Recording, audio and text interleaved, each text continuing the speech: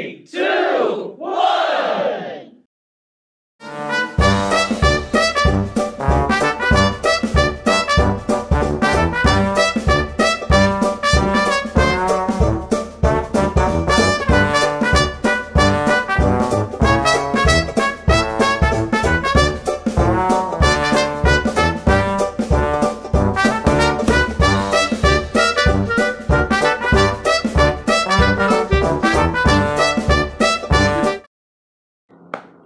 Siapa di sini yang pernah beli kopi kenangan pas lagi galau? Atau mungkin malah ada yang suka kopi kenangan mantan?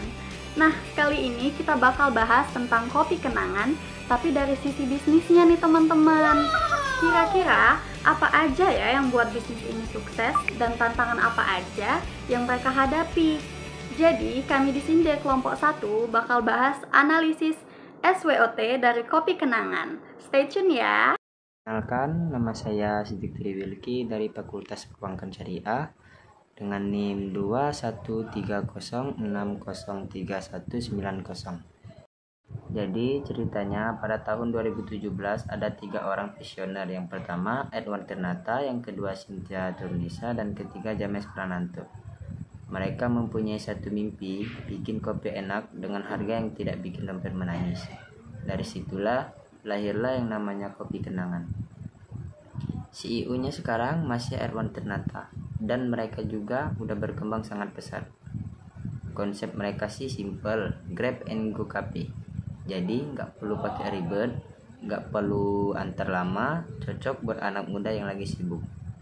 Brand ini juga terkenal banget sama yang nama-namanya unik, kayak kopi kenangan mantan yang katanya sih manis di awal, pahit di akhir. Visi dan misinya bikin kopi khas Indonesia mendunia, dan misinya ngasih kopi berkualitas enak tapi tetap ramah di kantong. Hai, perkenalkan nama saya Wiwit Pujadini. Sekarang kita bahas kenapa kopi kenangan bisa berkembang begitu cepat hingga menjadi unicorn dalam industri kopi di Indonesia. Yang pertama itu praktis dan cepat. Kopi kenangan memahami kebutuhan masyarakat urban yang serba cepat dan tidak ingin membuang waktu. Dengan sistem pemesanan melalui aplikasi serta layanan langsung di offline tanpa antri panjang. Hal ini membuat pengalaman pembelian menjadi lebih nyaman dan sesuai dengan gaya hidup modern. Yang kedua itu rasa premium dengan harga terjangkau. Kopi kenangan menawarkan kualitas rasa yang mendekati standar premium seperti brand internasional, tetapi dengan harga yang lebih bersahabat. Jika dibandingkan dengan Starbucks, kopi kenangan memberikan alternatif yang lebih ekonomis tanpa mengorbankan cita rasa. Yang ketiga itu branding yang kuat dan relevan dengan anak muda. Salah satu faktor utama yang membuat kopi kenangan begitu populer adalah strategi branding yang cerdas dan relevan dengan kehidupan anak muda. Nama-nama menu mereka yang unik dan seringkali menggambarkan perasaan atau situasi percintaan, seperti mantan terindah atau kopi kenangan manis. Hal ini membuat pelanggan merasa lebih terhubung secara emosional. Keempat, dukungan dari investor besar. Kopi kenangan mendapatkan suntikan modal dari investor ternama seperti Sequoia Capital dan Alpha GWC Venture.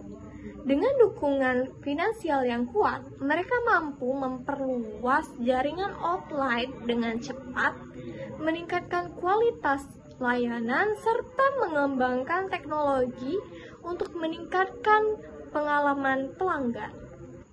Jadi intinya, kopi kenangan benar-benar memahami cara menarik perhatian anak muda. Tidak hanya dengan cita rasa kopinya, tetapi juga dengan strategi pemasaran yang membuat kita seringkali ikut terbawa perasaan. Nah, inilah beberapa kelemahan mereka. Outlet kecil, kurang tempat duduk, cocok buat take away, tapi nggak enak buat nongkrong lama-lama. Persaingan harga ketat. Banyak brand lokal lainnya kayak Janji Jiwa, For Coffee, dan kopi lain hati yang jualan dengan harga lebih murah. Biaya operasional tinggi. Makin banyak cabang, makin besar biaya sewa tempat dan gaji karyawan.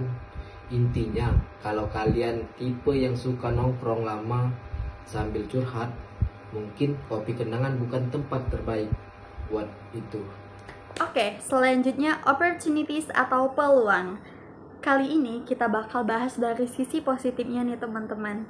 Peluang dari Kopi Kenangan ini buat makin gede itu makin besar loh. Pertama, tren ngopi makin naik. Bukan hanya anak-anak muda, tetapi bapak-bapak kantoran juga hobi banget ngopi. Yang kedua, ekspansi ke luar negeri. Kalian udah tahu belum? Kopi Kenangan udah buka cabang loh di Malaysia. Mungkin mereka nanti bakal buka Kopi Kenangan di Eropa, di Jepang, Kopi Kenangan Paris, Kopi Kenangan bule. Gimana? Menarik gak? Selanjutnya, yaitu inovasi menu terus berkembang. Siapa tahu teman-teman, nanti bakal ada Kopi Kenangan jadian yang kalau kita beli langsung dapat pacar. Gimana? Tertarik gak untuk beli? Oke, mungkin yang ke opsi keempat, mereka juga bisa berkolaborasi nih sama brand-brand besar. Contohnya seperti McDonald's. Kalian bayangin, McFlurry rasa Kopi Kenangan.